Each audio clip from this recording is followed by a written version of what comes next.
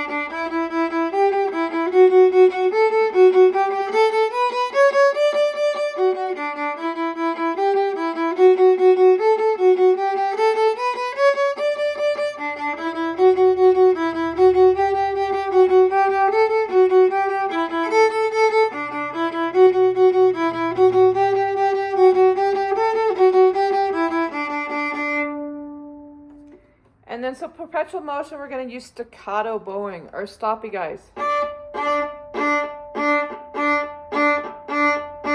My arm is stopping between the notes. So play some of your other pieces using staccato bowing. You know, some of it you may have already done that way.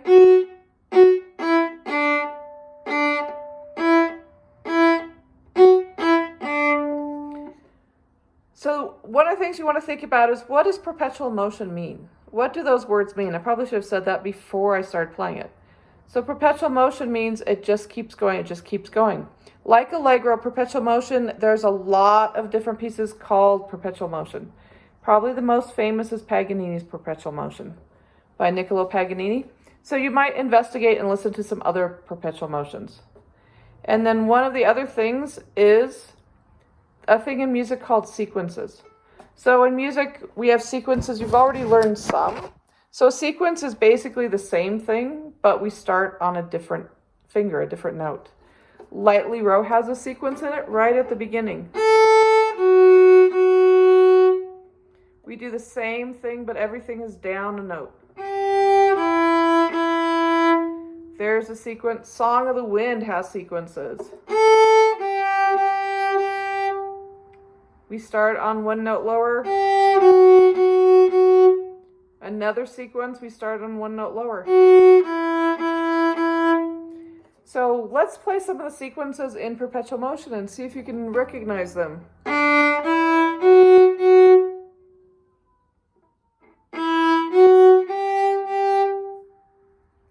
Then we start, but it changes at the end. Then we've got the B section. Another sequence here. Another sequence. And then the C section. Here we have the first group of notes. And a sequence for the second group of notes. And the third group starts the same but then changes. So we didn't talk about the form of perpetual motion. I just mentioned it a little bit. Perpetual motion is A, B, C, A. And each of the sections has basically a question and an answer.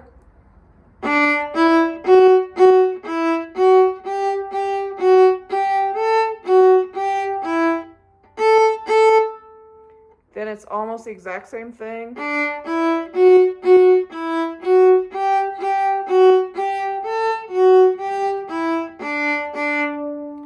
tell what's different about it? So that's our A section. Here comes the B section. It has some similarities in what's the same and different.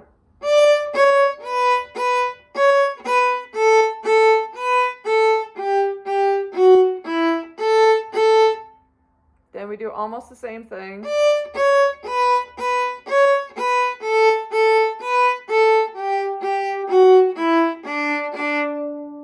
The C section is the same thing twice.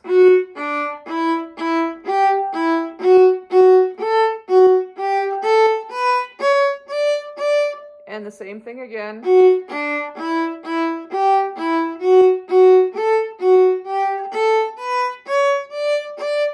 Then our A section returns.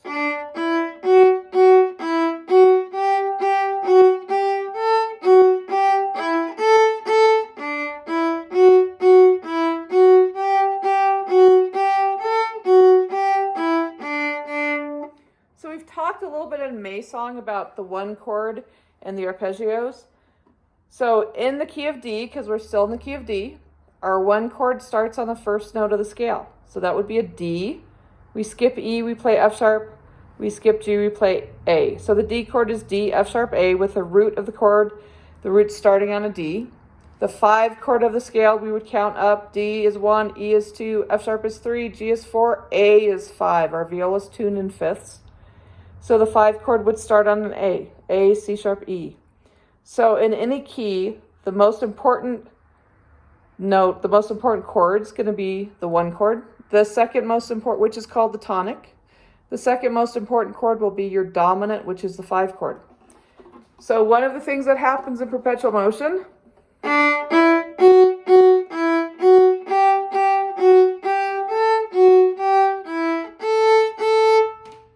we finish that on the A, the 5 chord.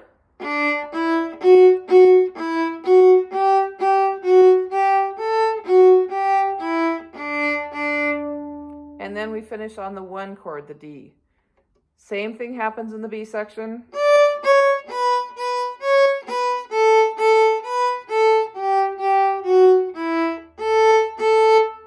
We finish on A, the 5.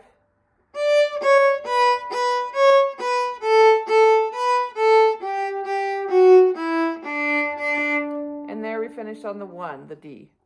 So that can be useful too. It's going to come up in some other pieces. So have fun. Make sure you feel that pulse. Perpetual motion's an easy one to keep the pulse with because it's the same rhythm over and over. Just a bunch of 8th notes or 16th notes, and that's the way a perpetual motion works. So have fun listening to perpetual motion and learning it a little bit better.